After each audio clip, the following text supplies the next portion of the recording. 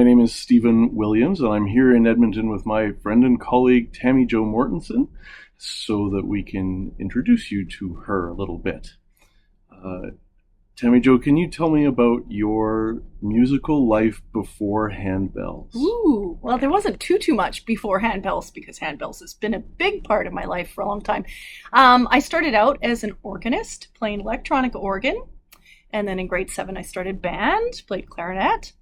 In university I continued with both band and jazz band. I played piano and was doing my bachelor's degree in organ.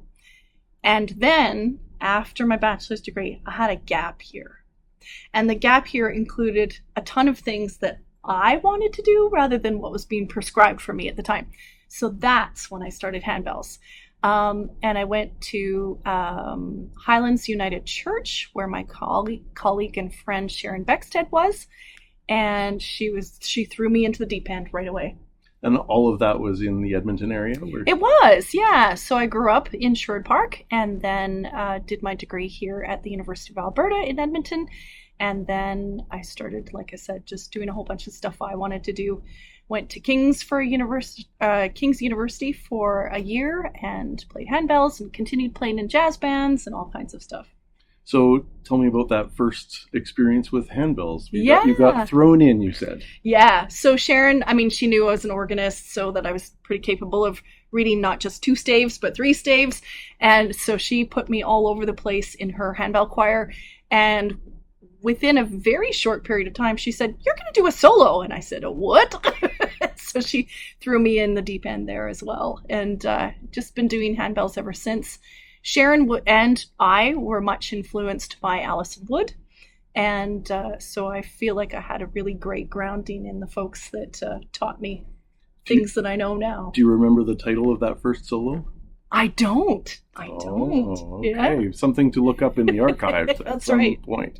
So that led to you're also a choir director and an church organist, and so this must have led to you leading handbell groups over the years. Yeah, it wasn't actually ever anything that I ever really thought about as being really useful in the church world, but it was super useful. So yeah, playing and then eventually learning enough that I felt comfortable directing and knowing what I was doing, technically and all that kind of thing. So when I went after that gap year, I went to McGill to do my master's in organ. And there I ended up working kind of with 2 handbell choirs in a way. I led one at St. Ansgar's Lutheran in Montreal. And they had a very small but dedicated group of people and a fairly small range of their handbells. And that was really lovely. And then I also played every now and then at Christ Church Cathedral in Montreal. I sang evensong with them there every week. And the music director there, Patrick Wedd, had these wonderful psalm settings that included some handbell chords. And so I was, one of the experts because I actually knew how to ring handbells. But that was a really lovely experience as well, just using them in a different context. And so we're up to approximately the late 90s at this point when you were in Montreal. Was there any more education as part of your work there or elsewhere as a handbell ringer or conductor? Or yeah, well, certainly I started going to provincial and Canadian events, symposia and stuff like that. And, you're always learning in master classes and group things. And there's always more things to learn and to glean from, the experts in the handbell world. So that was my first real taste of learning more and more in terms of going to those local and provincial and national events. Right. So you returned to Edmonton in the, let's say, early 2000s. Late 90s, actually. Late 90s, and you became a church musician, and you started a handbell choir at that church, or where were you and how did that come about? Yeah, when I got back to Edmonton, I was playing for a little while at St. Thomas's Anglican in Sherwood Park in the town that I grew up in, and they had a couple of octaves of handbells, so I kind of restarted a program there. And kind of a pickup group. We didn't rehearse all the time, but maybe seasonally, and we would add things to hymns or anthems and play pieces by ourselves, and that was super fun. And then I moved to the job at Robertson Wesley United, and that's in Edmonton. And there was a really well-established handbell program. So I was able to just slip right into that program. There were several people before me that really established the program, all the way from Douglas Milson in the late 60s, I'm thinking. I have to double check that. But then on to people like Bruce Wheatcroft and Bill Hutton, and then Robin King and Stillman Matheson, and then me. So it was a great legacy that they all left behind. They built up, and I just slipped right into. And then I did start one choir there. There had been at one point a choir there called Nova Bells. So along with the Robertson Wesley Ringers, the Nova Bells was, as the name might suggest, new bells. So a lot of newer ringers that were able to start kind of at the bottom and learn. And then eventually some of them slipped into the Robertson Wesley Ringers. Was there a lot of demand for beginner handbell at Robertson Wesley United Church? Yeah, I mean, I think anywhere there's a demand for beginner handbells, because how do you continue growing the community, and eventually people start to age out, and so you constantly need to renew those programs and get new people to come in. Right. So over the years, then, you've also been active nationally and sometimes internationally, attended symposia, gone to conferences. Do you have some memories to share about some of those experiences? Yeah, I think some of the international symposia have been the most fantastic experiences, and not just for the music or whatever role that I was playing in that symposium, but for the friendships and the cultural exchanges, and learning from the masters around the world have been really exciting. I think for me, highlights sure have been the international symposia. Taking my handbell choir to Australia was amazing. And then being on the podium as the Canadian conductor in Jeju, Korea was really amazing, nerve-wracking and wonderful and everything all at the same time. But, also sharing these pieces from around the world and working with those other conductors from the various nations that contribute. So, yeah, I think it's the people, really, and the learning that is most impactful for me. But, of course, it's lovely to be chosen to do those things as well. For sure. Which brings us sort of closer to the current day.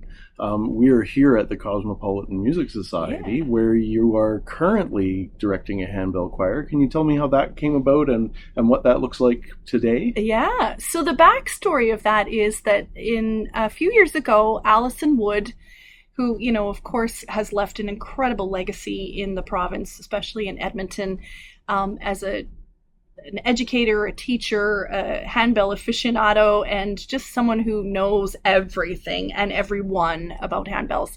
She decided to donate a whole 5-octave set of handbells to the Cosmopolitan Music Society and form yet another community group that could play handbells.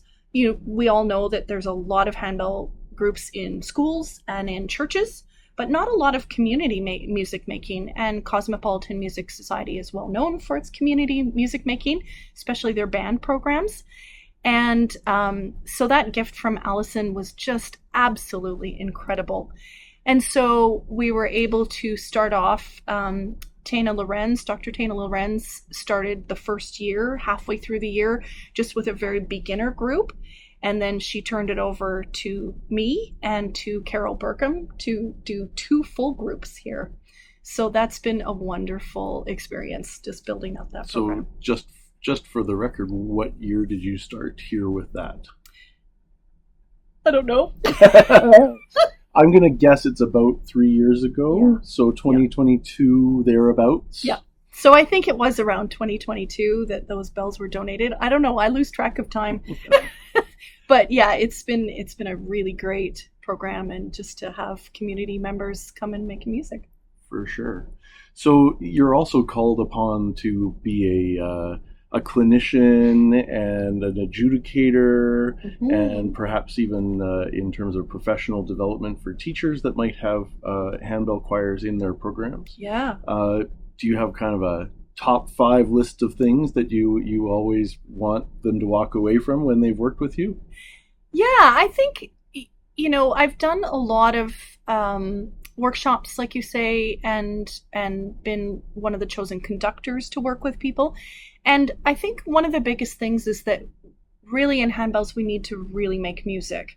And so that means paying attention to all the details in the score, working together. Handbells is so much about teamwork, and it's also about the body and the muscle memory and all those kinds of things, and building in musicality and building in dynamics and all those kinds of things. So I think for most people, I hope the takeaway is building confidence, building musicality, and just, really solidifying that handbell team, looking after each other and caring for one another. And I think the more people get to know each other, the better they play together. So yeah, all those kinds of things. Excellent. So that's from the teacher's side. What about for the ringers themselves? Do you have specific sort of things? Clearly you care about your ringers, and clearly you want them to be more than a team, friends, and maybe even family. Yeah. Is there more that you could talk about in terms of your approach to bringing that together as a group in rehearsal and in choosing repertoire even? Yeah. I always do look at the repertoire in terms of like people's strengths and weaknesses, and how we can all move forward together. And then in terms of just like the interpersonal relationships, I really like people to get to know each other, because I think the better you know each other, the better you're going to play together. The more grace you give each other when things go wrong, that it's not at all a competitive thing, that you want to encourage each other, and you want to, you want to have the trebles play and then the basses go, yeah, that was great. Those kinds of things, just encouraging one another, I think is a really big takeaway for me.